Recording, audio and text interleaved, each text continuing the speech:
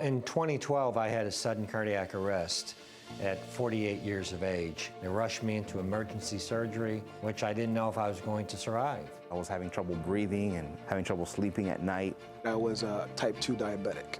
I just felt like I got a death sentence. I had high blood pressure. The top number was 220. I was in dire straits. Been diagnosed with congestive lung failure, diabetes, all at 41. The doctors have estimated if I'm not able to lose the weight, I'll be dead in 5 years. I had inflammation in my body. When I had the grandkids over, I couldn't keep up with them. You know, I wanted to run with them and play with them, and I just couldn't do it. I'm on a mission to get this body fixed up so that the spirit and soul can operate the way it's supposed to. And wholeness is that objective, spirit, soul, and body. Same word translates peace. Same word translates prosperity. Yeah. All of these things come from being whole.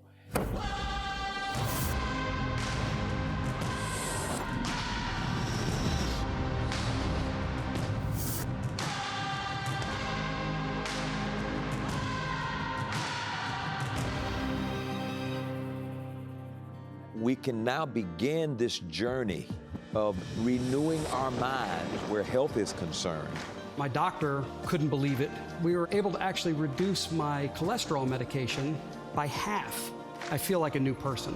My blood pressure has dropped significantly, and we try to align ourselves with Christian living, but we also realize there's some things that we need to do in the natural to live better and to enjoy life, have more energy.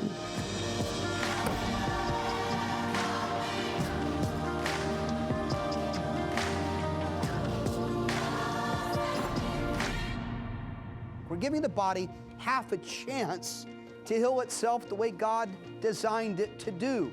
How? With the kind of information and impartation and knowledge that you need from the best and most brilliant of minds and medicine and nutrition, Dr. Creflo Dollar, Dr. Joseph Feuerstein, Dr. Stephen Gabriel, Dr. Akon Essien, and yours truly, America's health coach, Damon Davis. We're going to bring an understanding of alignment to 3 parts of your human personality: your spirit, your body, and your soul. And we have this wonderful opportunity to begin the revolution, to begin the journey.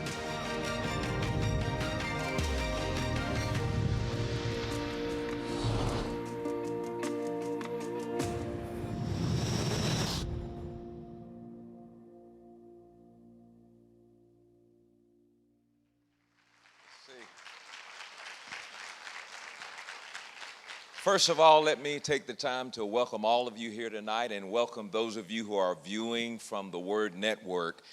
You're going to experience some amazing information that will hopefully inspire you as it has inspired me. I'm here tonight after overcoming and defeating cancer, destroying tumors in my body, and I am alive and well today. And wellness is a vital part, and understanding it is equally as important. And tonight, it is my pleasure to introduce to you Damon Davis as he comes, and we're getting ready to get this show on the road. Damon, would you please welcome Damon Davis as he comes? Yes, sir, baby.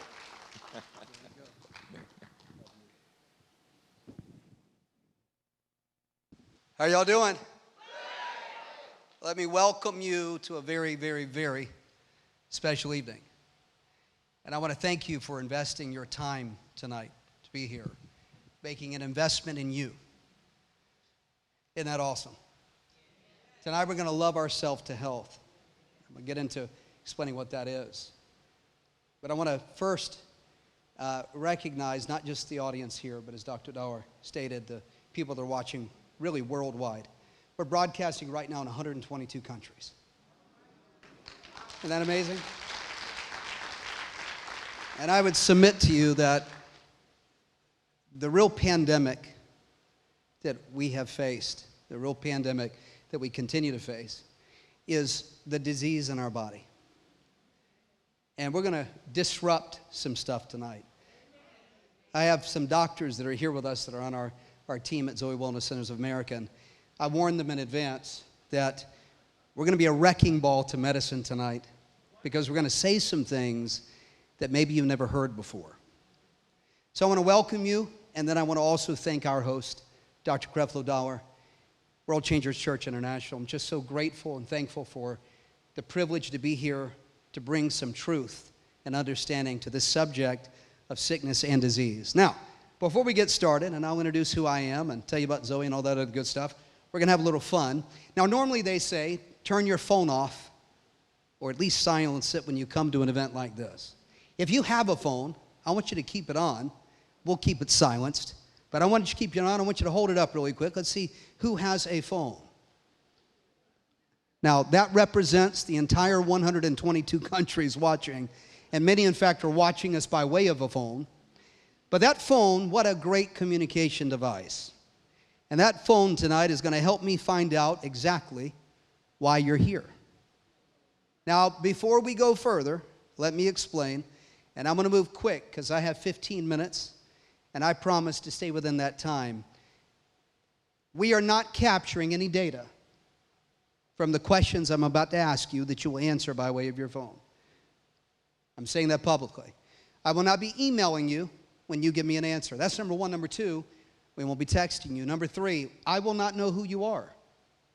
That means the question that we're about to ask you, if you would be willing to answer as honestly as you're willing to answer, is not being disclosed. It is private, meaning it's not your name that's going to be listed. It's simply you checking a if, then, or else, or multiple choice, so that we can find out some information. And the information that I'm really looking for is to serve back to you an understanding of really where the world is. So what I'm going to do is ask our master control to pull up a QR code. We know what that is on the screen. And all you have to do is hold up your phone, take a little picture right there, and then it's going to take you to a website. If you do that for me really quickly.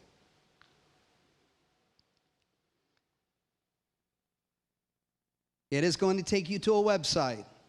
And on that website, we're going to begin to go through a couple of questions. Now, the first one, I'm going to call it a throwaway. So I can show you what we're about to show you. So I can show you how it works. If you are at the website, then we're going to go to the first. I'm going to give it one more moment so you can get that QR code. And to everyone on television who's watching, you can see the code. Hold up your phone, click the code. It'll take you to a website, and there we will begin to ask you a few questions. We'll go quick. We'll go quickly. I think most people in this room have it. I'm going to wait till every phone is down, and that will tell me that the rest of the 122 countries have got it too. All right, all right. Thank you for your patience. Here we go. First question is a throwaway. This is to show you how it works. I'm going to go to the first question on the screen, and you'll be able to answer. First question was, what kind of pet do you have? Now, some people have already dove in and they're answering. What is interesting is how many dogs we got, how many cats we got. Look at the numbers. This is real time. This is people answering this question. We don't know who they are. They're not by name. But we know that there are lots of dogs, lots of cats. I think that the none might fall into the other category. If you're sitting by someone who's your significant other and you maybe consider them your pet, then maybe you're in that column. All right, let's get to it. That shows you how this works. And now we're going to have a little fun. We're going to go to the next slide. At the top, it should say, click to the next slide. And now you will find the next question. How are you watching the conference? Let's see what's happening here. In person. 5% of our viewers are Word, 2% are other. We're looking for online streaming. Most people are right here in this room. Now that'll keep climbing. The numbers will come in. But I'm going to move us to the next question so we can keep the time. What disease factor, symptoms, or concerns related to your health, your body, do you have? Heart, Blood pressure, I'm listing in that category. There's a number of cardiac issues that people struggle with, but we put blood pressure also in that category. Diabetes, I want you to look at these numbers. Diabetes, pain, cancer, digestion, obesity, mental health, sleep, autoimmune, circulation. This picture tells 1,000 words, doesn't it? I would submit to you that if we were to profile the vast majority of the Western world, we would find these numbers to be pretty much the same, and they're staggering. This also gives me a good indicator of why we're here tonight. I'm going to go to the final question. Currently, I am taking, and fill in the blank, number of medications. While you're filling that out, let me say to you that if you're over the age of 55 years old, chances are you're on as many as 2 different medications. I talked to someone yesterday who came through our center, and he's on 5. What's interesting is in that 1 to 2 category, statistics tell us that by the time you reach a certain age, which is the age of full maturity, and we transition to our heavenly home, that someone that's taken just 1 or 2 types of medication will have taken 14,000 pills before they transition. Hear me when I tell you, 14,000 pills. I'd said to my doctors before the conference kicked off that if you see one of them dart up on stage and try to knock me out, it's because I'm going to be a wrecking ball to medicine, and they are medical doctors. I'm going to make a real challenging statement to you, and that is that disease does not exist. Hear me closely.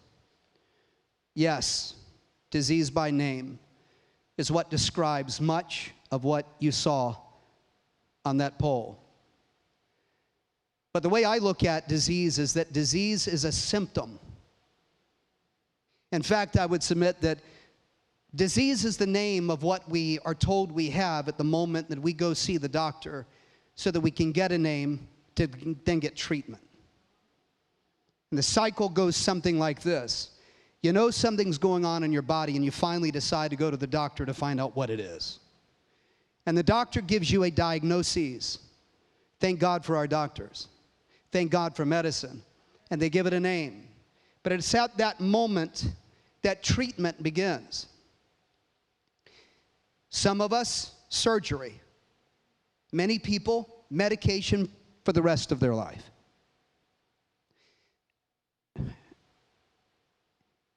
It's darkness because there's no light. It's cold because there is no heat. Disease is the name of the culmination of symptoms and a condition, the absence of good health. Tonight, what we're going to be unpacking for you is how to achieve true wellness. Zoe, the God kind of life. A life where nothing's missing, nothing's broken, everything's whole. Our pastor has taught on that for so many years. And the one area that the world has seemed to have overlooked is that God is not in the treatment business. God seeks to heal us. And by definition, cure what's going on in our body, which is to eradicate it completely. Doctors used to pay house visits. They didn't come to live with us. And medication that we might take, in some cases, are necessary for a lifetime. We're going to get into some genetic situations on the platform tonight. But by and large, in most cases, medication is not the end of the thing. And it's not what we have to be on for the rest of our life.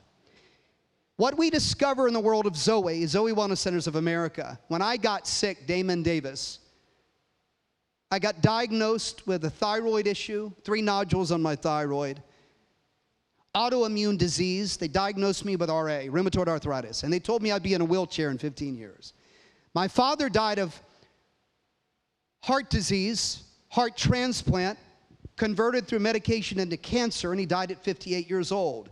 His father before him, 57 years old, heart disease. His father before him, 57 years old, heart disease. Does anyone hear a generational curse going on here?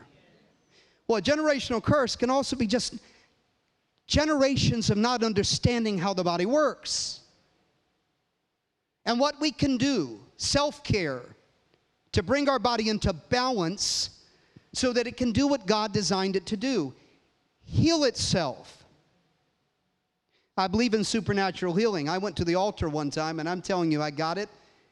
And I walked away and I went back to the life that I led that got me sick in the first place. God wants us to understand how to get ourselves well.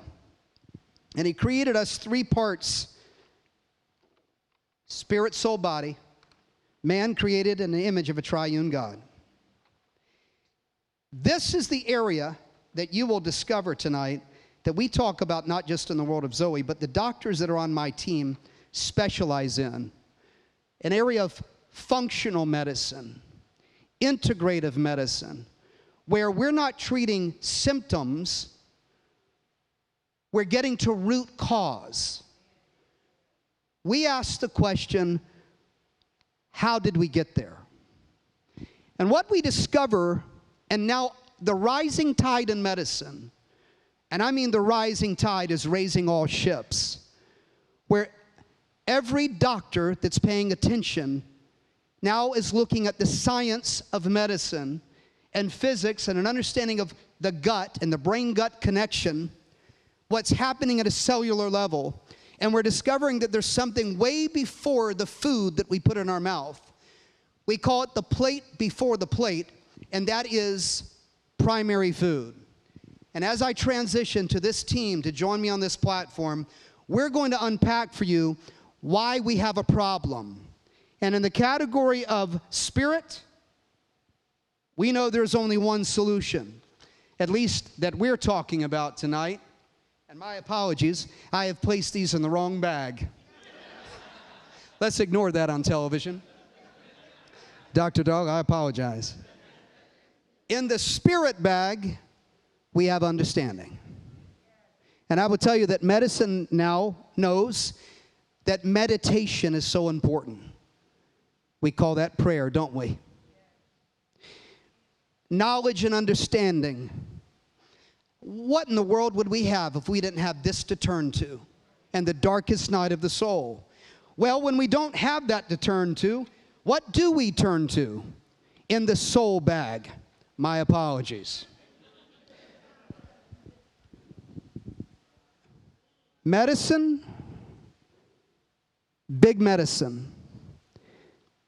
Big medicine is being fed by big insurance. And big insurance is being fed, no offense, because believe it or not, I just dress well, but I'm overweight too. Big insurance is being fed by big people. And big people are being fed by big food. This is not a conversation about conspiracy theory tonight. This is a conversation about within these bags is an industry of food that is feeding us stuff that we've been eating our whole life, not understanding that what is really happening is that we are filling the empty spaces at a cellular level that your body is telling you or convincing you that you need. And ladies and gentlemen, hear me when I tell you, and we're going to get this party started. Hear me when I tell you. Your cells, I'm talking the way down how God made you. Your cells are designed to feed the body, and they are fed by something called glucose. in America, and we're in the city where this comes from. And I'm not attacking this company. In fact, I had one of these yesterday. I believe in balance. But inside this little can is something that only 2 people in the world understand. In fact, the ingredients, the special formula, only 2 people know. And they never fly on a plane together. And they figured out a way a long, long time ago that if salt is added to that can, the more you drink, the more you want to drink. You're not hydrated, you're dehydrated. And then they added something to cover up that salt. Sugar. Today it's fructose. And what you don't understand is that there is this little hormone in your fat cell called leptin. And that little hormone, God put it there, is designed to tell you you are satiated, you are satisfied, you're full. But most of us get full because of how we feel, not what the body tells us. Every ingredient in every single packaged food that I showed you has chemical profiles that are not bringing balance to your body, they are disrupting the balance that God intended. They're causing the gut to malfunction. Chemicals are not going to the brain, giving you the kind of good feeling you're supposed to have. Instead, it's being shut off. And instead of getting to the root cause and fixing the problem, when we have indigestion, we get on an antacid. What it's doing is treating the symptom, but it's creating a bigger problem because that little pill that you're buying over the counter actually disrupts the way God made the body, and soon enough the body doesn't produce the natural acids it's supposed to properly digest your food. Then when the gut's out of whack and you are carrying around more pounds than you need, not realizing that the average person is carrying that's 20 pounds overweight or more, please forgive me for being graphic, as much as 8 to 15 pounds of undisposed fecal matter, because you can't have a normal movement. Hear me when I'm telling you, we then turn to something like this. What are we doing? Workarounds, workarounds, workarounds. Primary food is understanding that way before the plate there is a reason that the bag of food is so much larger than the spiritual bag. And the soul bag is so much smaller than the food bag. Because what big medicine, big insurance, and big food understands, and we're talking about a multi-billion-dollar industry, actually multi-trillions now, is that if you were to actually get well, they'd be broke. I thank God for the medical establishment. God heals through medicine, and my goodness, as our emergency medical doctor will tell you, we need big block medicine to handle big block problems. And as Dr. Akon Essian, functional medicine doctor, will tell you, who studies the body and is an educator in health, you don't have to live on a pill for the rest of your life. In almost all cases, we give the body what it needs, and it will heal itself. I want to welcome to the platform Dr. Akon Essian. I want to welcome Dr. Stephen Gabriel. And I most importantly want to welcome Dr. Creflo, our host. Let's get this party started.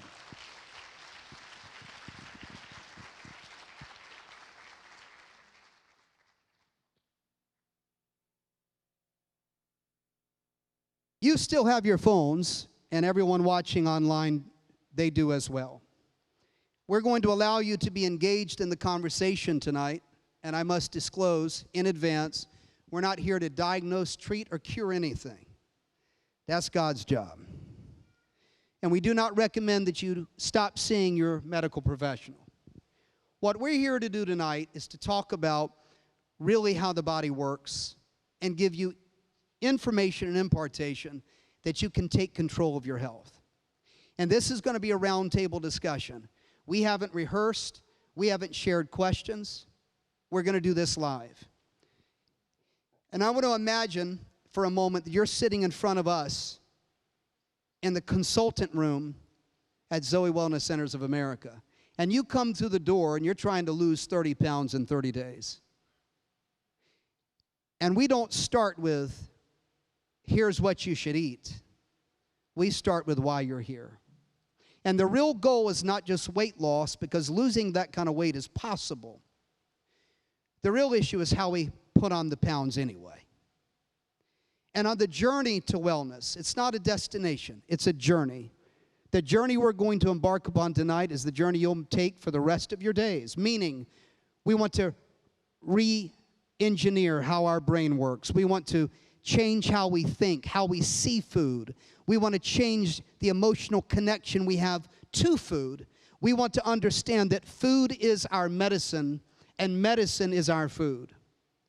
And that will set you on a course tonight, I believe, to the greatest days of your life. Someone say amen. Are you ready? All right. I want to start with the spiritual part of primary food. Can we do that? And Dr. Dower, if you would, sir, as it pertains to spirituality, as it pertains to relationship, what are some of the key building blocks that you would say are the most important things that we could do, that we could practice relative to our spiritual health and where that's concerned? Well, one of the most important positions that you need to be in is a place of peace. When you're at peace spiritually, then that will translate to your soul. It'll translate to your physical body. And, you know, the Bible says to meditate in His Word day and night and to continue to do that. That word meditate means to mutter. It means to ponder. And what happens is we spend a lot of time pondering the wrong things. And worry is a negative form of meditation. And, you know, people used to be very afraid of the word meditation because it was associated with cults and so forth. But it just really means to take the time to ponder and take your thoughts and go to your happy place. And somebody says, well, what is that going to do? It's going to do a lot. Because when you're not meditating on the right things, then you're going to find yourself stressing over the wrong things. And that stress, all of a sudden, it goes from an unseen spiritual realm, and it begins to transfer that to your soul. Then it transfers it to your body. Now, the next thing you know, you've got negative impact and certain chemicals that are being released, all because you're thinking on the wrong things. And so the influences of life will produce the way you think, and the way you think will produce the way you feel emotionally, and that'll affect your decisions, which probably will affect what you decide to eat. Nobody wants broccoli when they've had a stressful day. We want chocolate, Kool-Aid, and so spiritually speaking, if you're at a place of peace, and the advantage we have is, the Bible says, Jesus said, that I give you my peace, not the peace that the world gives. And the distinction here is that the peace of Jesus is designed to take you through stressful times and not allow those stressful times to damage you. I use a biomat, which we're familiar with, because, when I go and see my primary doctor and he says, your big deal is to make sure that the work you do, that you don't give stress the opportunity to do a number on you. And I'm thinking, dude, when I pick the phone up, it's stress. So we came up with the use of the biomat, which sometimes when I go home, I'll go and lie down on that mat for 30 minutes. And it kind of helps cortisol levels, and I feel great. And also the Avicin, which is, I'm sure Damon will talk about a little later, but I come up with a plan to try to deal with things when I allow my peace to kind of move away from the place it needs to be. But spiritually speaking, if you keep the peace that Jesus promised you, meditate in God's word, take a scripture with you throughout the day. Something comes up, choose to think on those things that are positive, those things that are encouraging.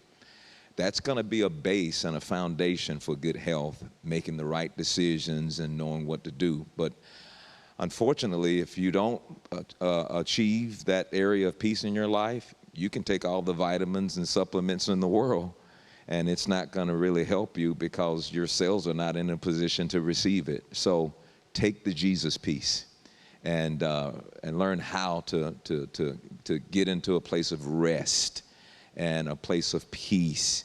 And every night when I go to bed, I say, Lord, I thank you that I have peace, and when my head hits the pillow, it'll hit it in peace, and you'll give me sweet sleep. So I use my words to speak to myself and to calm my spirit down and to make sure that I don't let decisions in my life cause a mountain out of a molehill. Let small things stay small things. Don't cause them to become great things in your life. So that's something that I practice, something that I know of, something that I practice more now than I've ever practiced before, is I don't allow my peace to be taken by anybody. If it costs you your peace, it's what? Too expensive. It's amazing, Dr. Dar. The church has known about the importance of meditation and prayer much longer than medicine has. But I want to tell you what medicine tells us.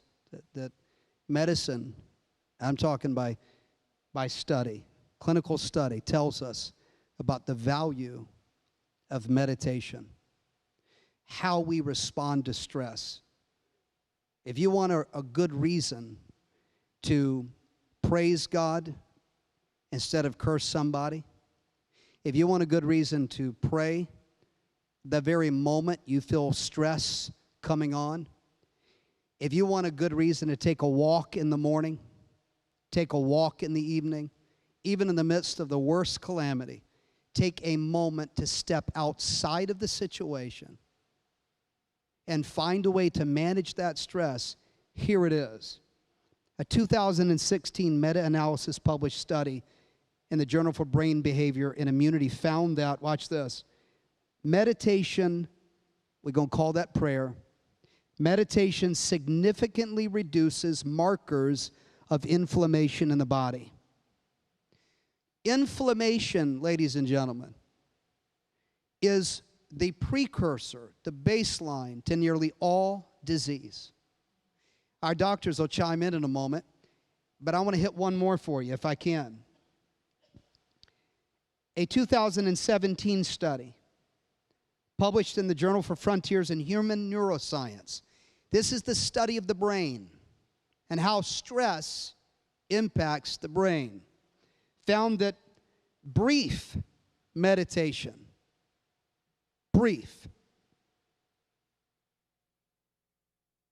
was associated with significantly reduced levels of the pro-inflammatory cytokine titled IL-6 in healthy adults. What we don't know, that the church has known for a long time, that science is telling us with the evidence in study, stress is the silent killer. Stress does something to your gut health that will literally cause digestive issues. Stress and anxiety will cause the bacteria in the gut to go haywire.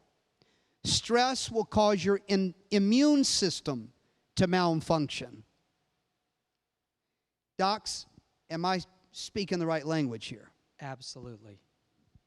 Is this working? Absolutely. I don't know. Can everyone hear me? There's so much that's been said that's so amazing. I could touch on a lot of it, but you know, the key thing that you said, Dr. Dahl, when you talked about meditation and prayer, is that when I think about this from a medical standpoint, being a physician, is that this really is what shifts in your body, you working off of your parasympathetic nervous system versus your sympathetic nervous system. And if people are familiar with those two things, your nervous system really has two branches. The parasympathetic system is when your body is at peace and functioning and flowing properly. The sympathetic nervous system was designed to be a high-stress situation, a lion is chasing you, you're about to fall, something extremely stressful has happened. But what's really happened in the modern day is that we now live most of our lives in the sympathetic world, and the body wasn't designed to function there. Your digestion doesn't work well in the sympathetic world. Your repair doesn't work well in the sympathetic world. You don't fight infections well in the sympathetic world. You create all kinds of chronic issues in the sympathetic world. And I know myself, I think probably everyone does, we're running minute to minute. I hear from people all the time, every second counts now. I'm looking at my phone, I don't know what's happening, and I can tell you that chronic stress in your body, and what Dr. Dollar is talking about when he says you got to take a minute to pray, to be with yourself, that moves you to the parasympathetic system. So I'm just relating that, why it's so important, and talking about this in terms of digestion, is that your entire GI tract, which is really just interacting with the outside world and where nutrients are coming in. If you really think about it, your GI tract is really outside of your body, right? It's a tube from here to here, and it's outside. And in that tube, there's a whole bunch of bacteria, viruses, fungi, all kinds of things living in there. And just like a garden that you can imagine at your house, if you put in that garden a bunch of dirty water and poor sunlight, what grows there is a bunch of weeds, right? And what happens is if you feed that area with healthy water, good sunlight, and good nutrients, a bunch of flowers grow there, and the whole thing functions much better. And relating this back to stress, when we have a lot of stress, that area cannot function and grow properly. And what happens is there's poor motility, there's poor nutrient absorption, there's bad bacteria that starts growing inside there, and they want more bad stuff, honestly. They usually want more stress, like weeds and stuff. I want more stress, I want more sugar, and it begins to feed on itself. And there's a direct connection there from your gut to your brain. And it actually goes in both directions. I can tell you from before coming out here, when you're a little nervous, you get butterflies in your stomach. Does anybody know what I'm talking about? That's because those two areas are directly connected. The brain and the GI tract directly connected. It actually works both directions, because when you eat a bunch of junk and you put bad stuff in your body, your brain doesn't feel good. And your brain doesn't feel good because you feel anxiety, depression, and tired. And that's just from food. These two things go back and forth. So what I'm saying is this connection is so powerful, and it's so good. And it's really something to take this in and think about this every time you put something in your body. When the brain-gut connection is disrupted, the chemicals, the feel-good chemicals that the gut produces that are sent to the brain are not only interrupted, but they're stopped. When you're stressed, what happens? What do? Most of us. We call it comfort food, don't we? There's over 100 trillion bacteria in your gut. Over 100 trillion bacteria. God put it there. Micro living organisms that science tells us it's your bio-individuality. It is your microbiome. It is the thumbprint of your digestive health.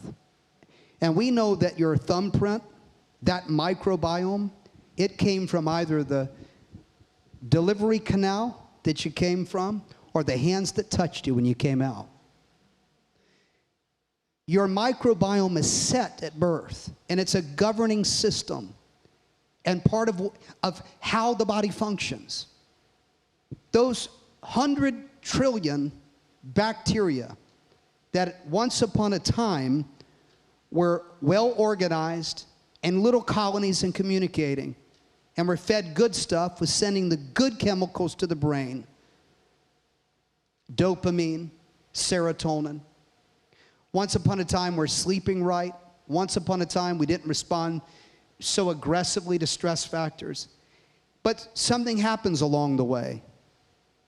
Maybe you came down with a really bad cold and you were given penicillin. How many of us have been on antibiotics and probably multiple rounds in our life? Those antibiotics are designed to kill the bad stuff. But what happens simultaneously is it also kills the good stuff. Stress, death in the family, child abuse, a bad relationship, something happened bad on the job. Stress factors disrupt the microbiome. They disrupt the bacteria. Over time, those good chemicals, the feel-good stuff, how we're supposed to be feeling, we start treating by self-medicating. And food is one of the biggest places we self-medicate. And sugar is one of the leading chemicals that we are using to self-medicate. And we find it in nearly every food. Why? Because it's addictive in nature. And the food industry knows this. They did a study of your brain on sugar and your brain on crack cocaine. Do you know that sugar on the brain had the same effect that cocaine did? Now listen, those microbacteria, they feed off of fiber. They feed off of really good leafy green vegetables. They feed off of the kind of food that God created, not that's cooked up in a lab, not that's genetically modified, not that is processed and bleached. You add the penicillin and amoxicillin, and then you add ibuprofen to deal with a headache, Tylenol to deal with inflammation, right? You deal with the kind of junk that we're putting in our bodies to what? Not just to be satiated, but because the body is now screaming for those good chemicals. And we're giving it the artificial ones. We're not only disrupting the gut, but now we're standing in the way of those microorganisms to do what God designed them to do. And it's a vicious cycle. Dr. Essien, am I hitting the nail on the head? Absolutely. I'd like to focus in, we've been talking about stress and other factors and the fact that inflammation essentially is the nexus of all disease and disruption in the body. So the question becomes, how do we address that? We're talking about meditation to deal with stress and our food. We can't, life is life. There's going to be stress. How do we put ourselves in the best position to deal with what life puts in front of us? What most people don't understand is that when it comes to the body, which is the most remarkable machine ever created, you have to make sure when you're doing things, you do some things in a comprehensive way. A lot of times when we try to address health issues or we have other problems, we focus in one particular area. Unfortunately, the body doesn't work that way. When we really want to make impactful change, we have to have a comprehensive approach to address the inflammation. And I'd like to introduce another term. Inflammation, we know is bad. I heard a term recently that I really like.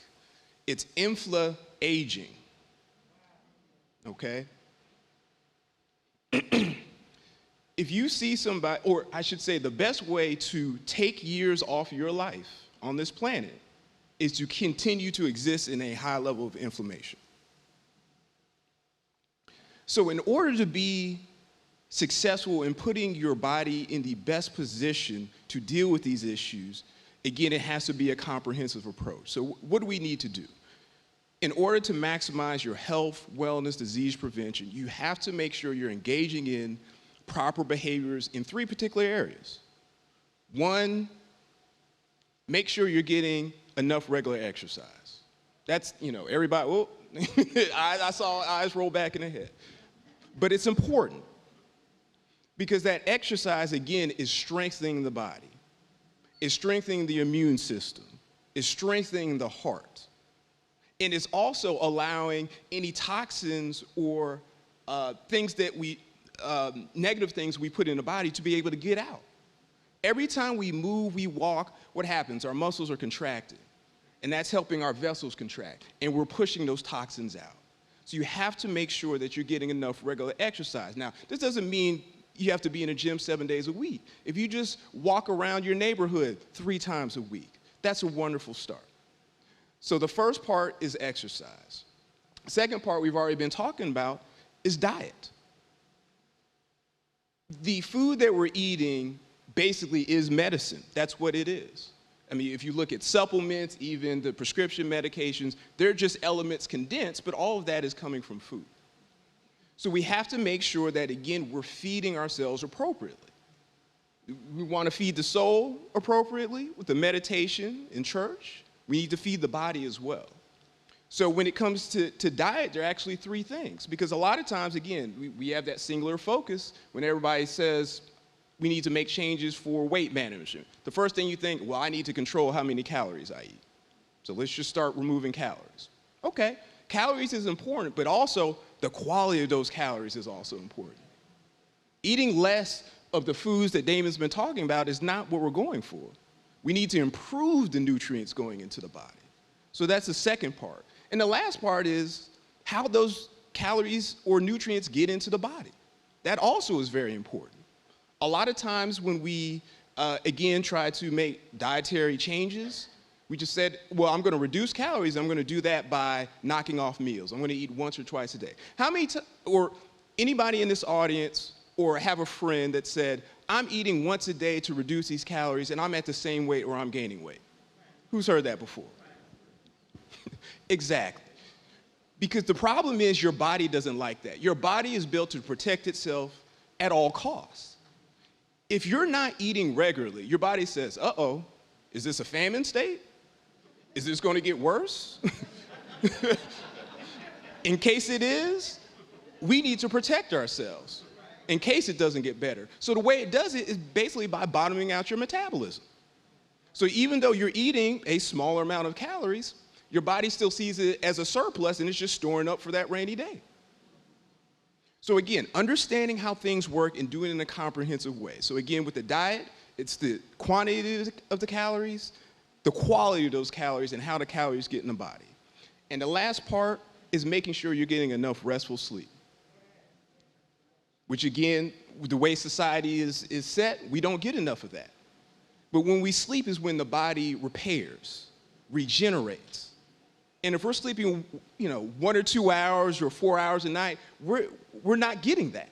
So we're just breaking ourselves down night after night, night after night, night after night. So again, in order to be able to achieve these things, you have to make sure, again, you're engaging in behaviors in those 3 areas. And when you do so, your body is able to function the way it was designed, and it's also strengthened to be able to thwart off any insults, whether it's COVID, whether it's some other disease state, whether it's your own genetics. You're in the best position to deal with that going forward. Studies tell us that we are 20 to 25 pounds heavier today as a nation than we were 20 years ago. Isn't that amazing? Why?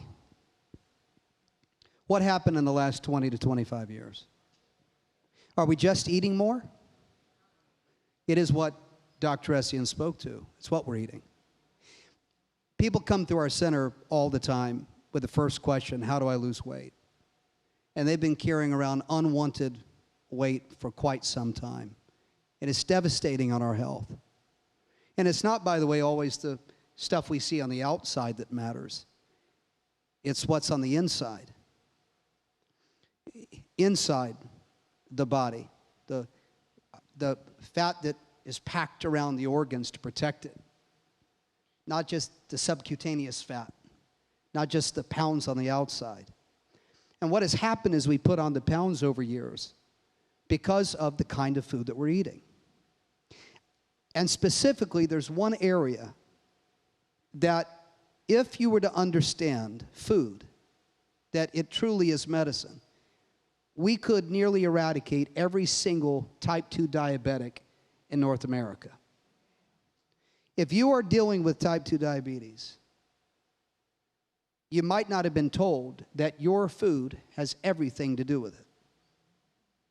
Something happens in the body when you eat certain kind of food, and really any kind of food, your insulin spikes. Insulin being produced from the pancreas, we know that. What is it doing? It's regulating your sugar levels. Over time, with the kind of food that we're eating, white bread and chips and sodas and everything else, and I'm not trying to have a religious conversation tonight. We believe in balance. I'm not saying get rid of all of that. I wish that you could. But if that is your go-to source of food, if the go-to source of food is high carbs, high sugar, high processed food, it is causing insulin spikes like you wouldn't believe. Until at some point these spikes and the body's trying to regulate itself, you can become what's called insulin resistant. Dr. Gabriel, explain what happens when that occurs. So, again, lots of amazing topics here.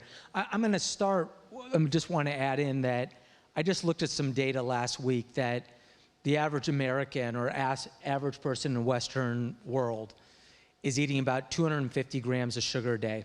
And that, I don't even, at first when I saw that, I don't even know what that means.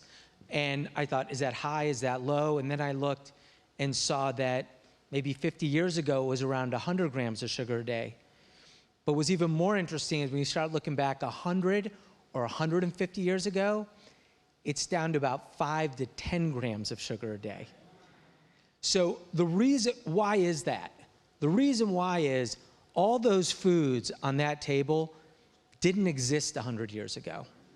The reason why they exist is because we love them. And we love them, and they feel good, and they taste good. And we've now, when Damon says balance, in my view, when I say balance, I don't know what balance is anymore. If we say it's balance, does that mean we go back to 150 grams of sugar? Or should I be going back down to 30 or 40 grams of sugar? And we're so far out of balance, we don't even have perspective on this anymore. And the reason why we go to this stuff is because it works. It works in making us feel a certain way when we feel bad. Because when this didn't exist, you were forced to take a walk, exercise, pray or meditate, take a deep breath. That's the only options you had. And if you felt like you needed food, you were pretty much going to fruits or vegetables or grains or whatever was available to you. But now we've given you a quicker fix that harms you, and everybody's happy to do it because they're all in on it from a financial standpoint. It works, you buy it, they're like, we're happy about that because I can promise you the people who run those companies don't eat the food they're making. I can tell you right now from living in California that the top execs from all the social media companies, as a side topics, will not send their kids to schools that have social media or computers in their school's classroom. Could you imagine that? They're actually making this stuff and they're like, if you guys want to consume it, it's great, but not for my family. If you guys want to buy it, that's great, but not for my family. And that's where things have gone to. And what happens is, going to the insulin resistance and the insulin spikes, is that what happens is insulin is what makes you put weight on. That's why people who go on keto melt away melt away fat. They melt away fat because they have no insulin. So they're eating lots of calories, but nothing stays in their body. I'm going to throw in one personal experience here to close this out. If anyone's ever done keto here or gone off sugar, you know that you are absolutely crazy the first 3, 4, 5 days. You can't even take it. It is so painful, you're going to lose your mind. A matter of fact, for me to do it, I take a week off work because I think there's no way I can work and do this. The funny thing about it is, after the 5 or 6 days that I go off sugar, I don't want it anymore. I think this is so easy. This is so easy to not want sugar. And the reason why is, going back to that gut microbiome that we're talking about, there's a bunch of bacteria. The bacteria in our gut determine what we want to eat. Remember I said that there's a neural connection there that goes to your brain? They literally have proven that whatever the gut bacteria want, they send a signal immediately to the brain to get fed. And if there's a bunch of bacteria that want sugar, which is what happens when you eat a lot of that stuff, They now live in your gut, and if you don't feed them, they'll go crazy. And what does a human do if you're about to die? You'll do anything to survive. So will those gut bacteria. They'll produce so many little molecules that tell your brain to eat sugar so that they don't die. They make you crazy. That's why you feel crazy. But once they've died off, you're like, why do people even eat sugar? It's not that great. I don't want it. And then what happens is the same thing for anyone who's been suffered with alcoholism in their life. You go to something 3 months later, 6 months later, and think, I don't have an addiction problem with sugar. I'll have one. And all those guys come back. And then the next day, you're like, you know what? This is so easy. I'll have another. And you know, I'll have some Doritos today because I'm good now. And you're not good. You're back in the cycle. And you're back purchasing all this junk that kills you for somebody to make a bunch of money. And that's the bottom line. You do have the choice to say, I don't want that stuff. And the reason why this is so important is because this affects all diseases.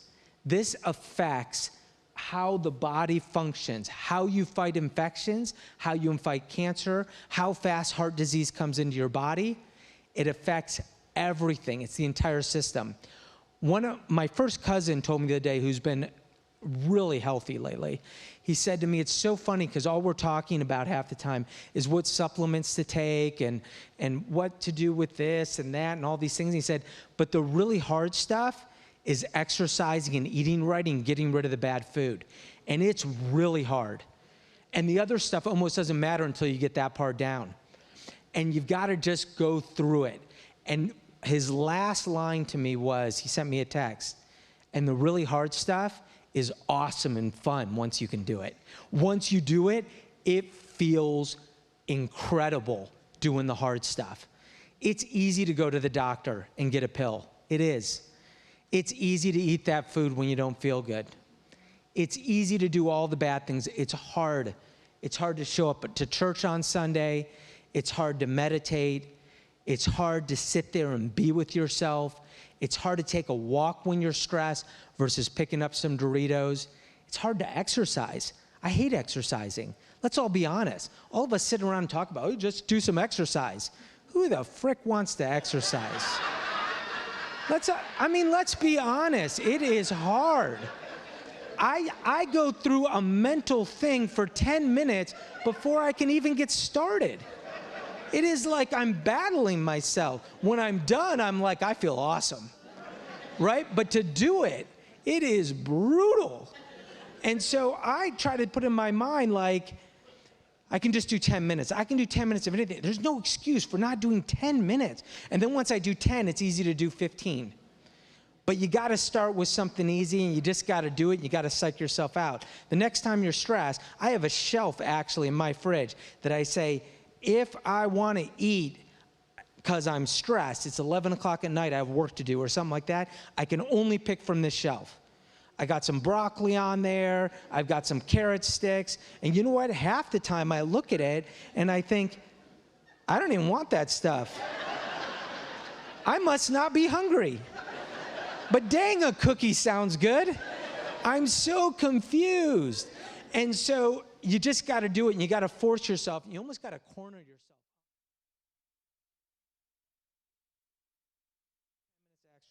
That's every day before I go to bed. If it gets to late at night, I still can't make that excuse because 10 minutes, I can do 10 minutes of anything. And I've got one shelf, and this is all my choices are. And when you start doing that, you'll be aware of yourself and how much people have conned you to make money. And it's the truth. And lots of people are in on it. You got to remember, insurance is in on it. Healthcare providers are in on it. The food industry is in on it. The drug companies are in on it.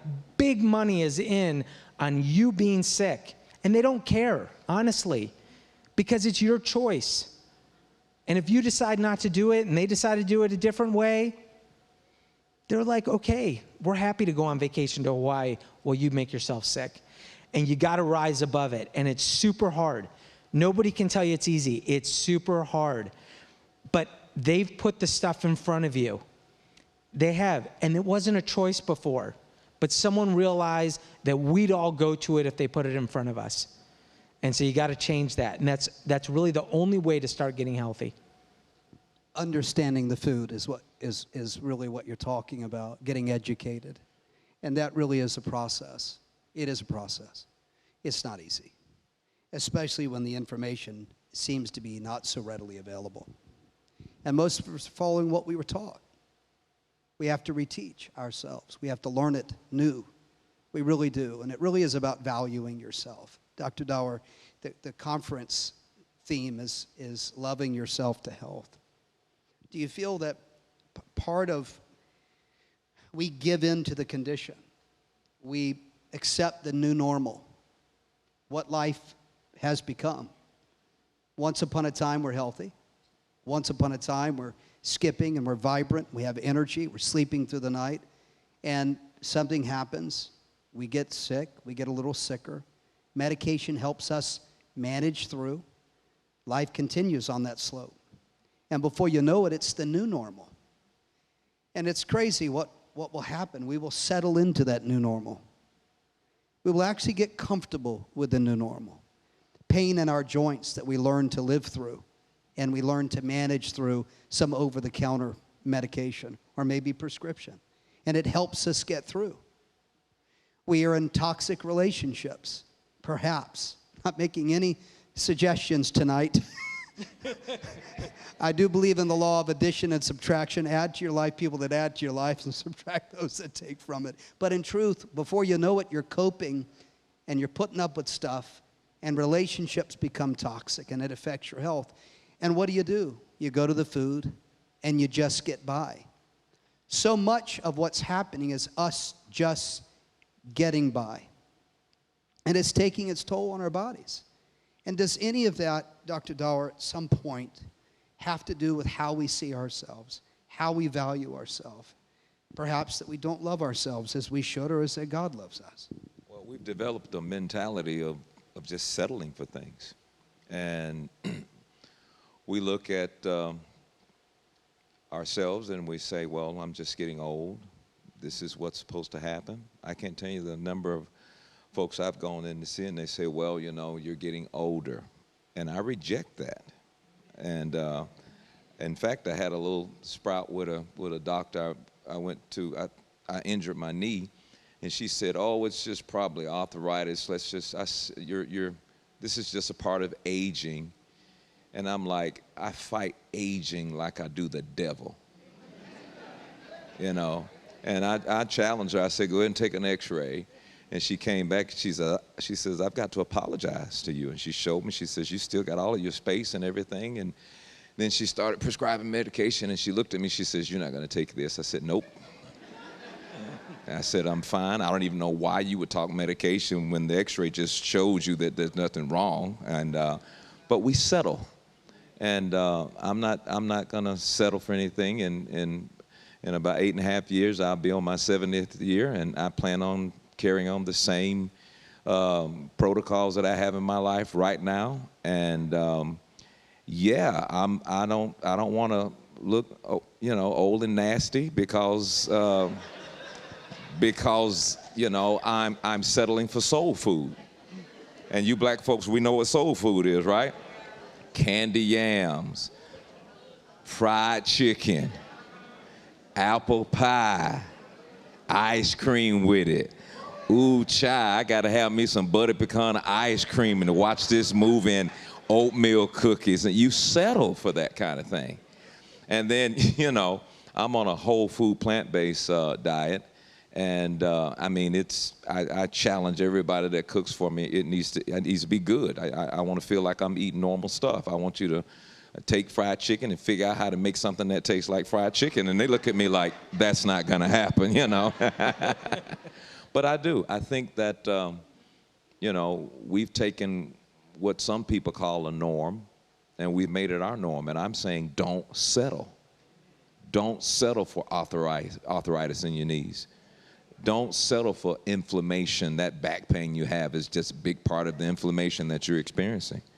Don't settle for a dozen of Krispy Kreme donuts, which I used to eat by the dozen. But now that I changed my diet, I taste the oil. and the stuff I never tasted before.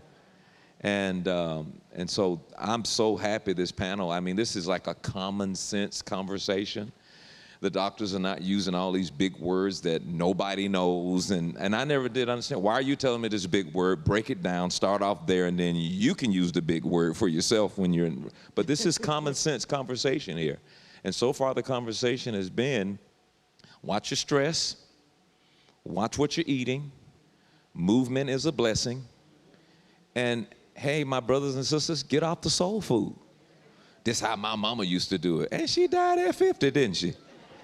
And so let's make the necessary adjustments, because it's making the adjustment. Live or die. Live or die. My dad died of a heart disease. My granddaddy died of a heart. The curse, I broke the curse in 2 areas. If it were not for health and wellness, I mean, I've defeated cancer twice. And bounce back and doing, I'm just as healthy right now as I've ever been. But part of that was, even in the midst of the process, I didn't go get me a Reese's peanut butter cup or use that excuse. I stuck with good eating habits. I walked, I did what I could do, and prayed and kept my peace, and praise God, I'm here and thankful and grateful. But please listen to these guys, man. Take advantage. Zoe is on this campus so that it could be convenient for you to begin to attack sickness and disease that tries to steal your health. I don't know what else to do. You know, we can talk to you, but to put it on the campus, it's like you go to church and check your health. I don't know how easy that can get, and I want you to take advantage of it. We buried enough people during COVID. Let's get some folks that are going to stay around here past their 100-year. My mom just turned 84, 85, and you know what we did? You know what we got her for a gift? A physical therapist that would come in and help her with movement, because movement is a blessing. Movement is a blessing. You can't stay home and sit around all day long and expect to achieve what you want to achieve. So I am thankful for Zoe. I'm thankful for, looking at people who all their lives dreamed of losing 30 pounds. And I've been checking some of you out. You lost the weight, but then you went back and to the bad habits and stuff, and you wonder, like, why am I fat? Because you went and did what got you fat in the first place. Yeah. And so thank God for Zoe. They've come up with a really amazing aftercare program to at least give you the signals to say, no, don't do that, no, don't do that, do this, so that you can maintain the success that you achieve. And I just love it. I just love me some Zoe wellness, and now I can't go nowhere. It's like they on radio, they on TV. I'm like, God, that was Zoe everywhere. So please take what you've heard, take what you're hearing, and make some decisions. A decision is an open door into reality. It's not going to become real until you make the decision, and you have to be intentional about making the decision, and then you get on it. Day after day, just keep showing up at the dinner table, right? Showing up, walking or something, right? Just keep showing up, and then over 30 days, you'll see some things. 60 days, you'll see some things. 80, you'll see it, and you'll enjoy looking at yourself naked now. I mean, you won't keep the lights off until you get out the shower. Are you enjoying yourself tonight? All right. We're at the halfway mark, and we got a little ways to go. And I want to encourage you to stay dialed into this conversation. We're about to get into some very practical steps that you can take so that you leave here tonight and can apply some of those steps as soon as this evening to make a marked improvement, see a marked improvement in your health and your vitality, okay? In a moment, I want to play a video from Dr. Joseph Feuerstein, who's on our medical team, and he is an adjunct professor at Columbia, and he specializes in an area of integrative medicine where, as he states, over 45,000 patients and has never used medication once to bring about a healing event. Did you hear that? Not once. I want to just help you understand, if I may, for just a moment, that the journey of getting sick and diseased is that it's a journey. It doesn't happen overnight. I want you to hear me. Our bodies talk to us. I remember once upon a time when I noticed inflammation in my hands. I woke up one morning and I couldn't close my hands. It was tight. I stepped on the floor and it was like I was walking on glass. And I ignored it till it got really bad and went and saw that rheumatologist. He did some tests. I walked out that day being put on methotrexate. That's a cancer drug. He also put me on something called sulfasalazine, which really what it did is it shut off my immune system. What in the world? What was happening? As I would decide what to do, either stay on the machine wagon, which is to stay on medication the rest of my days, which, by the way, one pill leads to another pill. We deal with propping up or managing some symptom, and the toxicity of the medication will create another problem in the body. You don't start on one and end up at 5 different medications overnight. It is a process. It is a journey. And I didn't get to inflamed overnight. It was the result of eating wrong for a long time because I didn't know what was in the stuff that I was feeding myself. I didn't know what white bread would really do to me. I didn't know what bleached white salt would do to my body. I didn't know what sugar would do. I didn't know that you couldn't drink 5, not regular Cokes, because I had realized I'd put on some pounds, but I thought by going to Diet Coke, that would make a difference. Oh, no. But I also didn't realize the importance of meditation like I should have. The importance of prayer like I should have. The importance of forsake not the assembly. The community that we must have. I didn't understand how to manage a budget and the importance of managing one. I didn't understand that I wasn't just supposed to soldier through and soldier on all the time and push through the stress that had an impact on my body. I didn't know what primary food was, the plate before the plate. And the inflammation turned into some other condition. And then that condition turned into some other condition. Hear me. Before you know it, it's out of control. And you wake up one day and you're 45 pounds heavier than you should be. You got a section in your closet for the fat clothes, because maybe, or the skinny clothes, because maybe one day you can fit them in again. The next thing you know, I'm buying different shoes because my feet hurt. The next thing you know, I'm waiting to find a closer parking space because it hurt to walk. The next thing you know, I'm on Ambien because I couldn't sleep and I needed something to put me down. The next thing you know, I had indigestion, so I was on an antacid over the counter. I'm telling you, it's a true story. Before you know it, life, as you knew it, has permanently changed. And as my wife is my witness, I went to bed one night and I asked God, there's got to be an answer. There's got to be a different way. And God took me on a journey. He took me to Eden. I'm telling you just what happened. He took me back to where it all began. And he asked me a question, which led me to a revelation. The devil can't create anything. All he can do is mess it up. But he witnessed creation. I would submit to you that the devil is a scientist, an engineer, a biochemist. I would submit to you that the devil knows how your body works better than you do. I would submit to you that the lion that is looking to devour your life has found a way to do it differently. It's no longer in just the messed up relationships. It's no longer in the private things or the secret things in our life. He has found a way to infiltrate food. I mean, after all, what he specializes in is rewiring God's original design. And before you know it, you're out of balance.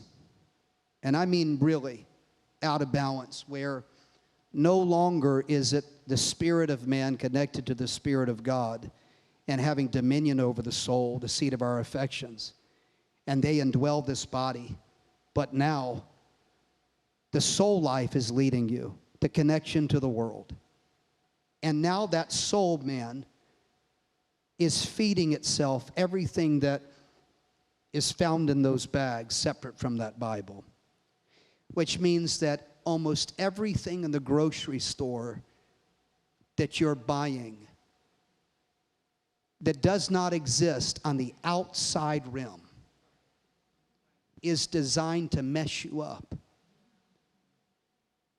And one day you wake up, you come through the doors of Zoe, and you saw an ad that said, I want to lose 30 pounds in 30 days. And we ask you when you come to the door, what medications are you on? What is Damon Davis and the team at Zoe really looking to find out where we're going to go next? Zoe, to lose weight, is a Trojan horse in your life to get to the bigger question. How did we get there? How did we get here? And as Dr. Dauer stated, we're coming out with a program to help you stay where you're supposed to be, where the pounds don't come back. And that's educating yourself on how the body works and practical steps that you can take outside of a conference like this where you can take control of your life. And I did that. And what I discovered in my life was that the medicine machine is not the answer. God gave you all that you need. He built your body. He gave the body all that it needs. If you give it half a chance, it can heal itself. Now, we're not talking about genetic factors and things that take big box medicine and take pharmaceuticals. But I'm telling you, most of what you're dealing with tonight, the numbers I saw on the screen, is completely within your control. If you just understand what to do. If you understand how important hydration is, that we should be drinking water and not sweet tea all the time, that soda is not how we hydrate, that you're not going to get hydration in any processed beverage. Are you hearing me? There was once upon a time I didn't drink water at all. I found a way to enjoy it. Sleep, as Dr. Essien talked about, is so critical. You cannot make it on 4 hours a night. Your body will not heal. You've got to manage your stress. Take a walk. Step back. Pray. Meditate. Talk to somebody you can trust that can help you process what's going on. But the most important thing is this thing called food. Dr. Essien alluded to it. Almost every pharmaceutical drug is from a food source. Can you believe that? Food's healing you. And some scientists figured out how to isolate the chemical profile found in food and now patent it to now sell it back to you so that you'd be trapped on it or stuck on it the rest of your life. Those that are on metformin, is because there's a problem with the pancreas properly processing, or you got an insulin problem. And if you don't know that you can get off the pill, it's because the doctor's not telling you that. Why would he or she? Money's at stake. But the longer you're on it, the possibility is that that will become an injection soon enough. Can anyone relate? That's a process. It starts with an insulin problem that then becomes you're on the pill, that before you know it, you're living on an injection. And what did they do? They didn't say, how do we stop the insulin problem? They said, let's create insulin to support you for the rest of your life. It's a multi-trillion-dollar industry. Across the globe. What? Pharmaceutical drugs to prop us up and treat symptoms. What you've got to understand is that food is your medicine, ladies and gentlemen. You're right. The broccoli and the carrots and the peas, the stuff that, quite candidly, I love, but many of those things become difficult to enjoy. You have to rediscover them all over again. And if you don't like the taste, let's discover how we can prepare them in such a way that you love them all over again. Are you hearing me? Yes. All of that finds its way, processed through this mouth, through this gut. And this becomes the breeding ground right here. Imbalances in this gut, driving inflammation, precursors to nearly all sickness and disease. The Lord said if you can get your gut under control, if we can heal the gut, we can change everything. Dr. Joe's going to speak for just a moment on just that. If I can, allow me to play this for you from a man who specializes in an area, having sat down with 45,000 people, and the very first place he goes, it's what's happening in the gut. Watch this if we can, please. Good evening, everybody. Really such an honor and a privilege to be part of this health conference. Really hi to Damon and to Dr. Dollar and to my brothers, Dr. Gabriel, Dr. Essian. It's really just, as I said, such an honor. The question that I want to propose and I want to try and answer is, what does that actually mean when we talk about food is medicine? So let me big picture this for a second. A small amount about me. I teach at 2 medical schools. I'm actually a professor at one of the Ivy League medical schools. What do I teach the residents? What do I teach the fellows? I teach them nutrition, because nutrition is incredibly important. Personally, in my own practice over the last 15 years, I've seen 15,000 patients, and all of them were treated through nutrition. No medicine at all. So what does that mean to me? Food is medicine, and medicine is food, is that when you come to a Zoe Wellness Center, we're going to look at what you are eating, not just all the prescription medications you might be on. Perhaps some of them you won't need to be on once you've done one of our programs. But the idea here is that we're looking at a much more fundamental thing. What are you putting in your body, and how does that impact on your health? So let me give you a simple example. Insulin is a hormone. I think we all know the hormone insulin. What does it do? It keeps blood glucose levels under control. It's a problem if you're diabetic, because you have a problem with insulin, and so we might have to give you insulin. So in Western medicine, and I'm a Western doctor, just like Dr. Gabriel, just like Dr. Essian, in Western medicine, what do we do to keep your sugars under control? We give you medicine to keep your sugar and your insulin levels normal, in a normal range.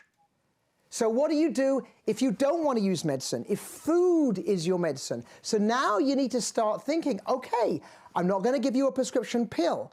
I'm not even going to give you an herb. I'm going to give you a diet. I'm going to give you something to eat. And if you eat the right foods, you can control your sugars. And then the medicine is a secondary thing. Sometimes you may still need to take medicine. But the primary thing we're trying to do is to look at what you're eating. So in the case of a diabetic patient or a person with blood sugar issues, by the way, that's 30% of the entire population have blood sugar issues. So when we look at what they're eating, what we're looking at is the glycemic index, my friends. What does that mean? Food that we eat, especially carbohydrate essentially is turned into sugar. The body turns it into sugar. It's digested and it becomes glucose. And that's important because our brain uses glucose to work. The preferential fuel for our brain is glucose. However, not all carbs are equal. And this is what I teach the fellows, and this is what I teach the residents in the medical schools, the future doctors. Not all carbs are equal. So we have a concept of a glycemic index. There are certain foods, like, I don't know, a Mike and Ike, or a candy, or a cookie. You eat that, almost immediately your blood sugar spikes, your insulin spikes, you're not going to feel good. That is what you're trying to prevent with medication. But if food is your medicine, if you're using food instead, so you're not using medication like we're doing at Zoe Wellness, that situation, we're looking at what you eat. So we're going to change what you eat to food that is lower in the glycemic index. It has more fiber. It slows down the digestion. What does that do? The blood sugar levels go up slowly.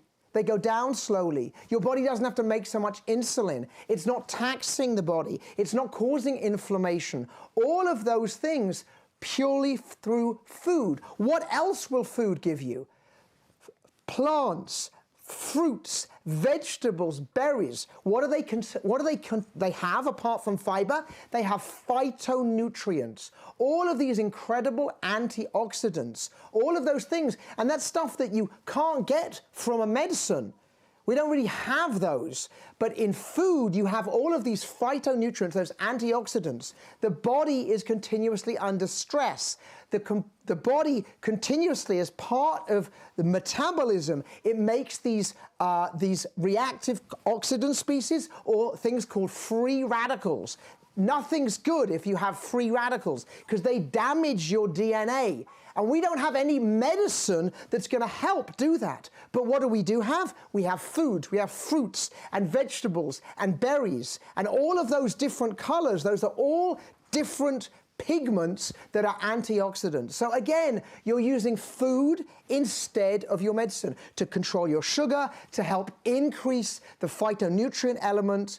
Fiber is found in all of these food, incredibly important for the microbiome. Your gut is an incredibly important thing because it controls not just whether you go to the bathroom, your gut controls your health. The bacteria impact on your health. They're associated with weight, they're associated with mood, depression and gut issues, cardiovascular disease, heart attacks, strokes, cancer. It's all related to your gut. We know that, as Hippocrates says, all diseases start in your gut. So what are we going to do about your gut? Medicine doesn't have an answer. In Western medicine, we don't have any medicines that are useful for the gut. What we have in integrative medicine are foods like fiber. And what does fiber do? That's a food that promotes the right type of bacteria in your intestine. Those bacteria ferment the fiber, and they make these incredibly important compounds called short-chain fatty acids, which nurture the entire gut. They help improve permeability of the gut. They stop inflammation. They're anti-cancer. They're antioxidant. All from food. And again, there's no medicine that does that. So the concept of food rather than medicine is not that medicine is bad. Medicine is fine. I'm an MD, as you can see.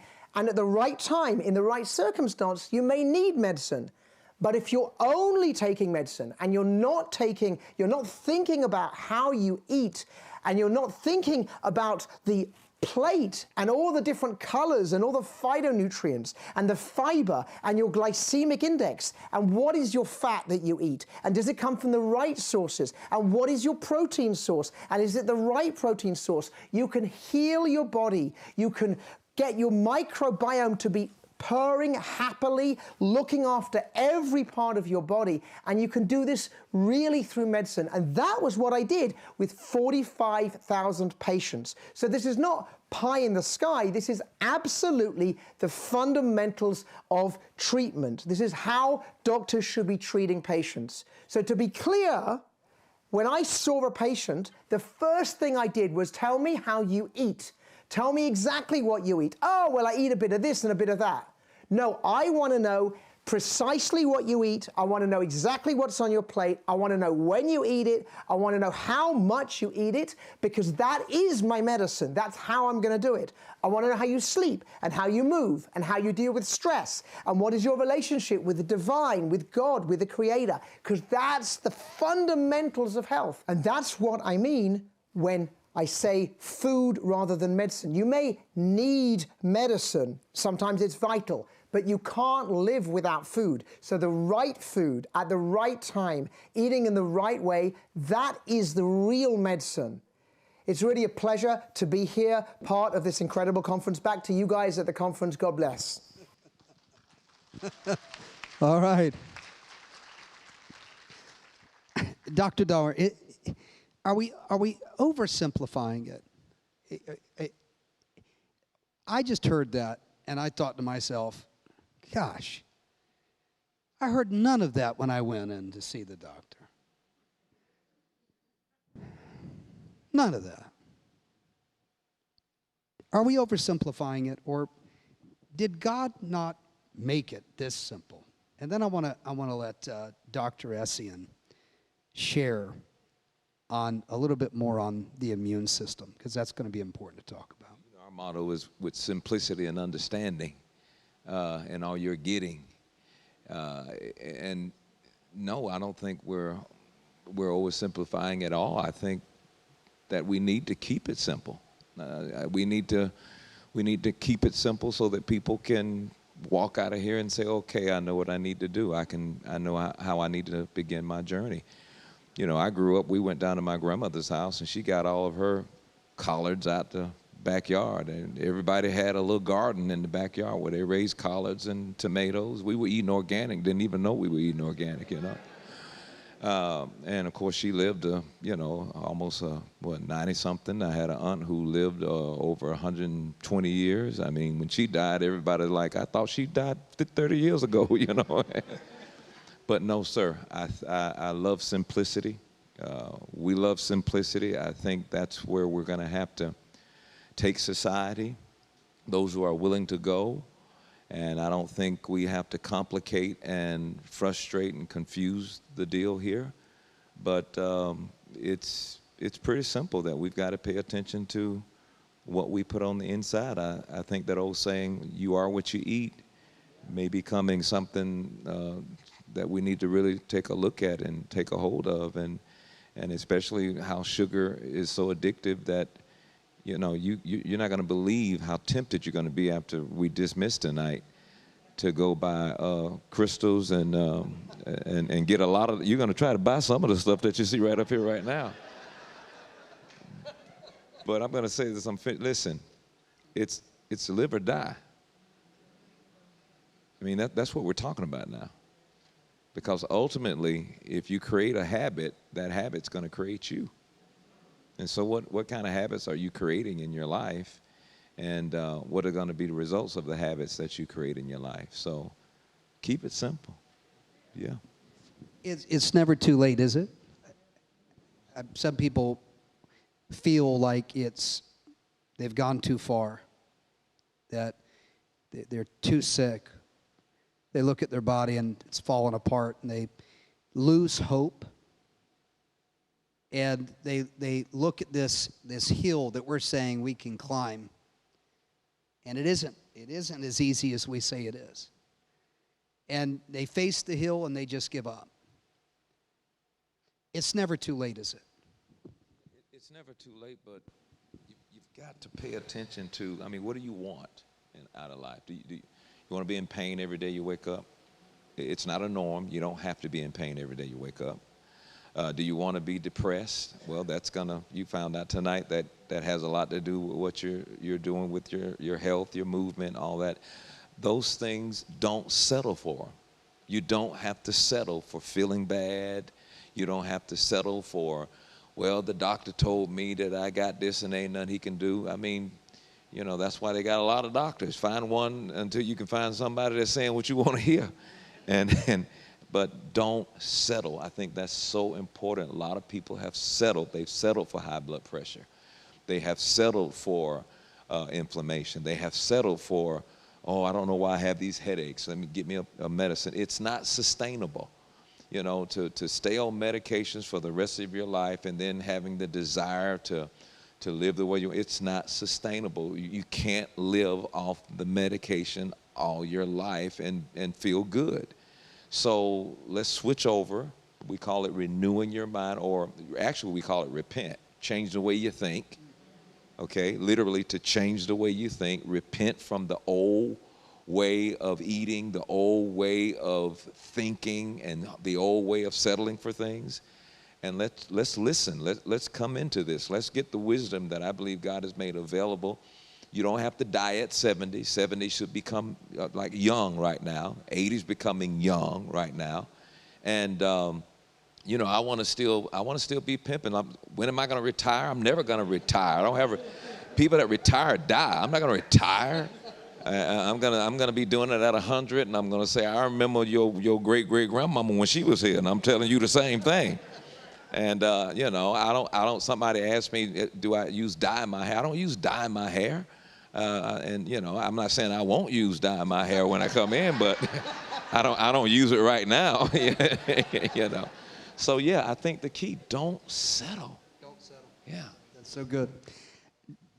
Dr. Essen, we recently just walked through, I don't even know if we're on the other side of a horrible, horrible pandemic. And we're not going to get into a debate tonight about what's real, what's not, and where it came from, anything else except the most important thing, and that is that many people were lost because of an immune system issue. We weren't fit to fight. We talked about that last year. For anyone who was at the conference, we were in the heat of the thing. And we talked about being fit to fight. We talked about understanding the immune system, how vitally important it is that the immune system is strong. Let's talk about it if we can. Definitely. The one thing I want to add, we were talking about it's never too late to start. I want to add to that, it's never too early to begin. A lot of us got to this position because we ate the foods that our parents put on the table or our grandmother put on the table. We followed their habits, and it just keeps recycling. We should all take this information that we're learning today and turn around and tell somebody younger, or tell our children or our grandchildren, and put them on the right path so they're not where we're standing right now. So, again, I always like to bracket it. It's never too early to start and too late to begin. Now back to your question about the immune system. So the immune system is the way the body takes care of itself. It is the law and order of the body. The majority of the elements that make up the immune system are in the gut. That's why we keep going back to that. Because again, back to the term I talked about earlier, the aging. All the issues that we're dealing with are due to inflammation and an immune system that's out of balance. And you know, a lot of times we go to see our primary care physician and they say, again, the same things I've been saying in some degree. Make sure you're eating properly, getting exercise, and everybody, you know, their eyes roll back. But after we were going through COVID, now we know it's not a game, right? Unfortunately, who was the first persons to succumb to it? The people that weren't engaging in those behaviors, that had extra inflammation, and their immune system wasn't working appropriately. Unfortunately, for a lot of us, we have to fall and bump our head before we understand something. So coming out of this pandemic, nobody has that excuse anymore because we've seen it. Our loved ones, our coworkers, throughout the world. So we have to make sure we're putting our bodies in a best position to overcome anything that's put in front of us. And so we have to protect our immune system and allow our immune system to work well. Because again, we're always going to need guards at the gate. So again, just piggybacking on what we've said, Dr. Feuerstein said, food is medicine. That food is promoting, the right food is promoting health in the gut, which then promotes a healthier immune system, and that promotes wellness. Simply. Supplementation. We're going to talk about it just a little bit. Do you supplement? What kind of supplement do you take? Can you supplement too much? I want to start there by answering that question, yes. You know, it's amazing. It really should almost be outlawed. Every vitamin store in every corner will allow you to walk right through the door and buy anything that you want and whatever quantity and level that you want, and pile it down and come back every single month and buy it again. Supplements happened, they came on the scene because we discovered that the soil that we were farming had lost its nutrients because it wasn't being turned over the right way. And we were farming ourselves into food that really had almost no nutrient value at all. Supplements came on the scene like vitamin D because we weren't going outside anymore. Natural vitamin D. And you can walk through any grocery store, any vitamin shop, and you name it, you can find it. A pill for this, a pill for that. A pill for this, a pill for that. And if you're not careful, you'll get on the wagon believing, because they'll promote it that way. Supplement sales is a big industry. It's big, that you can take a supplement to do what medicine will do. But I'm going to tell you right now, God didn't plan on us to be living on supplements. Nearly any supplement that we could take, should take, or would take, a good, healthy diet will solve that problem. So in the world of Zoe, you will not find us carrying every supplement on the shelf. All of the supplements are reviewed by our doctors and doctor approved, and we take special care in making sure that the supplements we have predominantly are the supplements that you need. And I'll tell you right now, what should be happening, and we promote this, by the way, is before you get on a supplement cocktail and start self-diagnosing, do a good blood panel and find out what kind of nutrient deficiency you have. I want to say that again. Before you get on a supplement profile that you've put together yourself because you've read in this article and that article, you need this and maybe you're deficient in that, you may not be. There's some basics that we know. I'm going to talk on one and then I'm going to ask Dr. Gabriel to talk on another. I'm going to speak on vitamin D for just a quick moment. It's a hormone. The body doesn't produce it. Did you hear that? Where do we get it from? Food sources and the sun. Now, it's a crazy thing that with all of the reports on what the sun does to us, so many people are staying away from it. But we've moved into a society where we sit behind desks and computers. We're almost immobile, the work that we do. Or we're at home and we're watching the next television show or the next film, right? We're not outside anymore. We're not getting that natural sun. We're not getting that natural vitamin D. But what we found through COVID was something interesting. And you cannot deny the studies. What they found was that nearly everyone was vitamin D deficient. So the first thing I want to say to you is that vitamin D is important. We need it. It is critical to our immune system. It is critical to driving down inflammation. And supplementing vitamin D within reason, moderation, is not a bad thing. But certainly, natural sunlight is the best. Another supplement that is really important that I think nearly everyone should be on, that Dr. Gabriel will speak to. He is an absolute expert. We have worked together in this specific category for the last 7 years, and that is omega-3. I want him to speak on that for a moment because I will tell you, every single person in this room should be taking an omega every single day. He's going to tell you why. So omega-3 is a fat, and I think a lot of us have heard about it. It's one of many different types of fats, and the structure that everyone in science and medicine that we found that's so interesting is that it has 3 different anti-aging and health-promoting effects on the body. And it's really pronounced. The American College of Cardiology it's the only supplement that they recommend for heart disease because it's really undisputed now just how powerful this is inside our body. So as Dr. Essing was talking about inflammaging, one of the key things with omega-3 is it literally, once it gets into our body and into our cells, and overall the health of our body is the health of our cells. Once it gets into the cells and gets into the core part of the cell where the DNA is, it literally turns on genes that are health promoting and turns off genes that cause inflammation and promote aging and disease.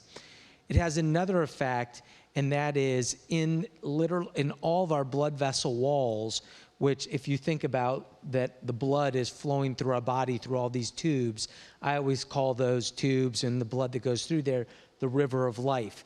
If you can imagine cities and where waterways were going by, how healthy that stream is very reflective how healthy the communities are that are along that stream.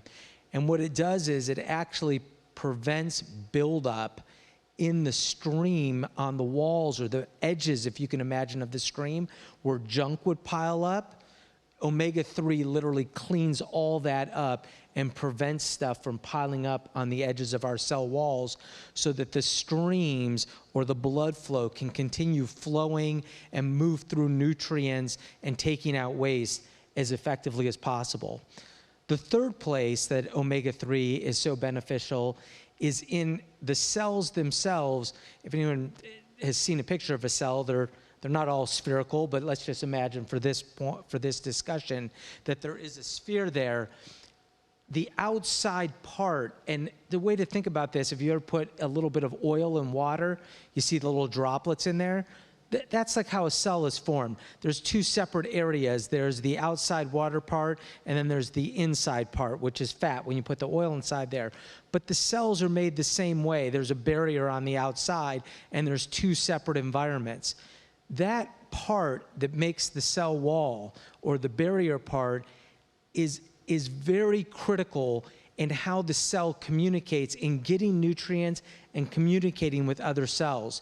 And the omega-3s go into that barrier and make the cell much more communicative with the neighboring cells and bringing in and out nutrients.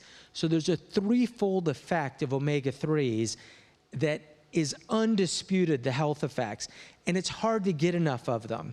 It's interesting that when we go and look at like the Alaskan communities where they're eating really heavy fat diets, which a lot of us would think, oh my God, what's their heart disease like? There is no heart disease there.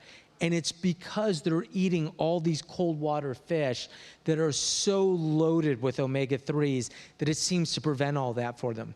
It's hard for a lot of us to do it, I understand. I've made my diet pretty heavy in things like walnuts and cold water fish that are loaded with this stuff just to try to boost my levels.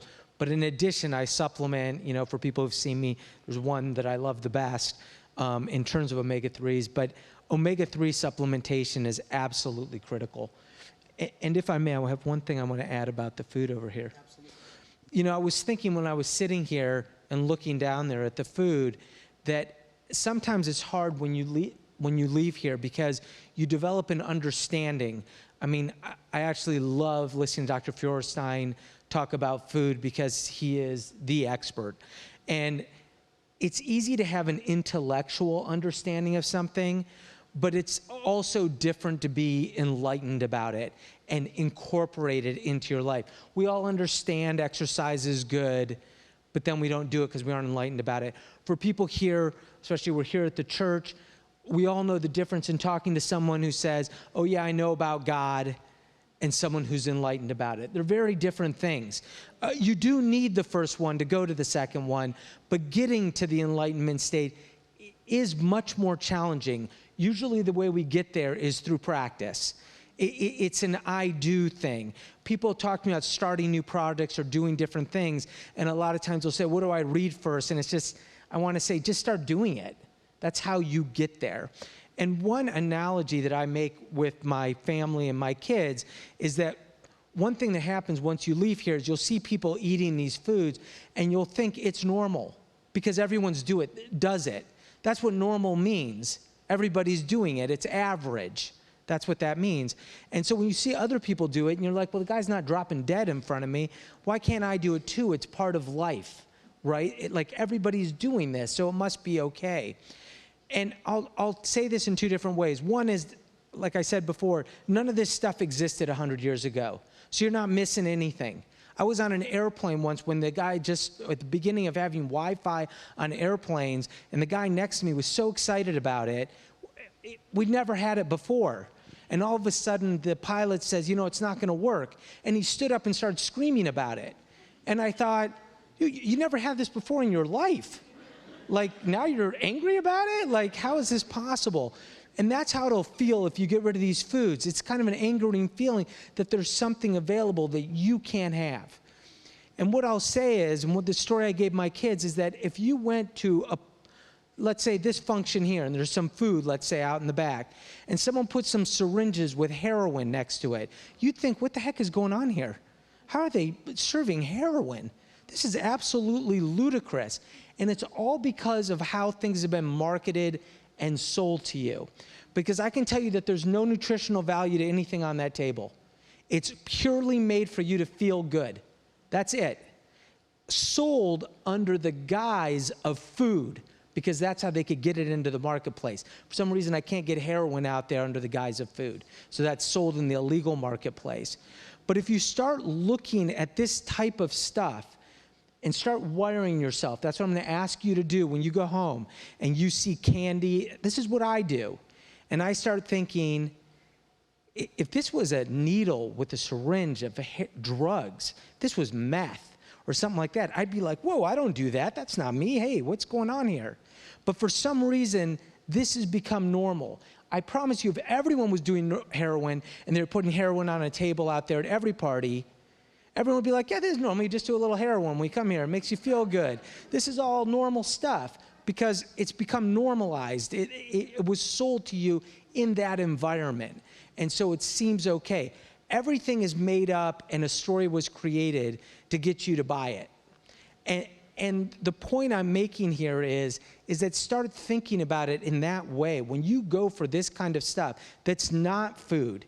It's drugs sold and marketed as food. And when you start seeing and start thinking in my head, would I take a shot of heroin right now? Because that's what I'm about to do. And I don't understand why. I mean, might as well just go to the other one. What's the difference? So start trying to train your brain rather than absorbing the marketing of what's been sold to you as what is this really? And if you choose to do it, that's your choice. That's fine. We can all make whatever choice we want. But know what it is that you're doing and treat yourself right, and you'll start walking down a different path.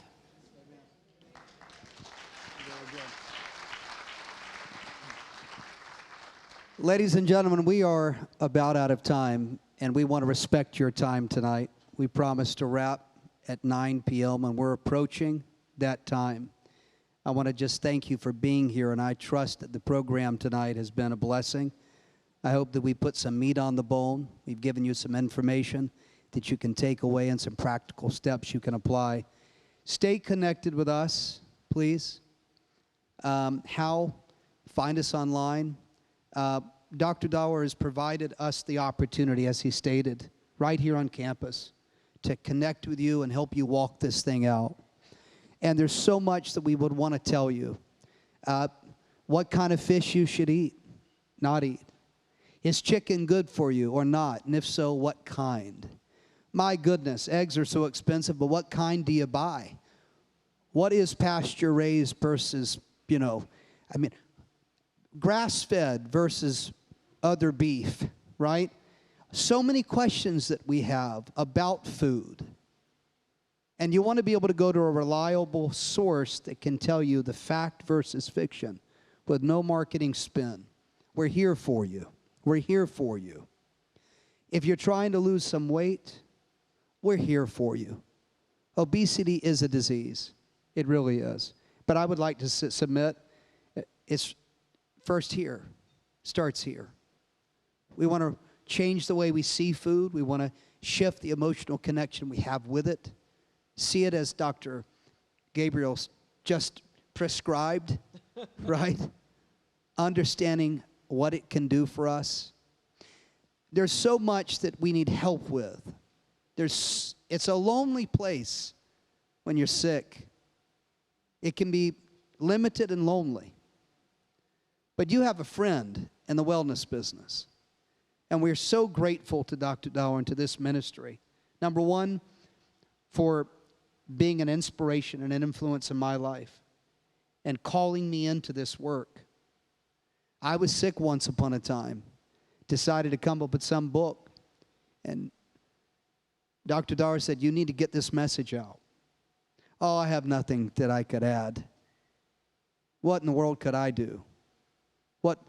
How could I help? I'm not as smart as like these two guys beside me and the guy on the video and certainly the man of God beside me. What in the world could I do to add to this conversation? Your testimony is being birthed tonight. Your journey to wellness is right in front of you. And just like me, God will use your breakthrough to be an inspiration for someone else. The world is so sick and it's getting sicker. And the devil is on attack. There's got to be more of us on the battlefield. Crusaders for wellness. Allow me to encourage you, and then I'm going to allow our pastor to close us out. Allow me to encourage you to help me in this fight. I'm passionate about it. I'm tired of seeing people sick and diseased and dying when there's an opportunity to do something. Your skinniest days are ahead of you. Your sexiest days are ahead of you. Your healthiest days are ahead of you. God told me when I laid in that bed and I was sick and I was dying, and He showed me that I could do something. He spoke very clearly to my spirit. The richest place in the world is the graveyard. You will find every song never sang, every painting never painted, every business never birthed, every family never cultivated and raised up, ministries that never saw the light of day. Everything that God put in you on the spools of your DNA. It is not too late to let the world see. And the devil knows if he can keep you sick and diseased, if he can keep this temple hindered, encumbered, limited, then that passion and purpose that you have inside you, the world will never see. I need you to get healthy. I need you to get well. This ministry hadn't even scratched the surface on what it's going to do globally. The devil thought he'd take you out. He didn't know who he was messing with.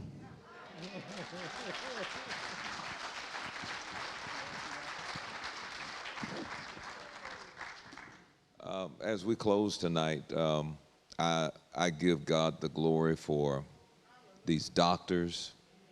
I give God the glory for the existence of medications, procedures. I give God the glory for the understanding that we have a choice and we can choose life or death. We can choose a blessing or a curse. I give God the glory for healing my body, for preparing to do a wonderful number on you. We totally depend on Him. And out of that dependence has come the wisdom and the knowledge and the understanding to live a healthy life. And listen, however you get it, the devil just hates healing and he hates healthy people, amen, and he wants to try to kill, steal, and destroy. But Jesus said, I've come that you might have life and have it to the full until it overflows. And so I want to thank Damon. I want to thank, all of your team. I think your medical staff, the doctors they're cool. I mean, this guy treats me, they're great. They think, they're creative, innovative, where medicine and wellness and diet and all that stuff come together. And I love the fact that they're gonna just kind of talk to you like a human being and say, you may not be 100% here, but we can help this, we can do that, and you're certainly gonna see a difference in your life. Why don't you give Damon, our panel, Zoe Wellness, a great big hand clap of praise and just thank God for what they're doing. And it's just been so good. Did you learn some things tonight? It makes sense, right? So we're getting ready to dismiss, but I want to strongly suggest that you drop by, check out what's being offered, and get a blood panel. I try to do one at least once a year. Get a blood panel, because I was one of the ones that thought I'd take every supplement they had for something. And part of that, taking too much, part of that was responsible for some of the issues that I had. And hopefully one day we'll be able to talk about over-supplementation, and getting too much of some things can cause a problem. And so I'm just so grateful for what's happening here. And can I tell them that Zoe is now in Chicago? Yes, sir. Yes, sir. They're proceeding. They're going forth. This is like a mission to spread healing and health and wellness throughout the world for people who want it, and I'm glad you want it tonight. Thank you so much for taking your time to be with us tonight.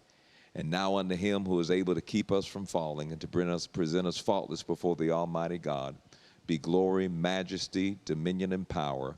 Be blessed in every way. Be healed in the name of Jesus. And may health invade your life, causing you to be more comfortable and well as God provides wisdom for your walk.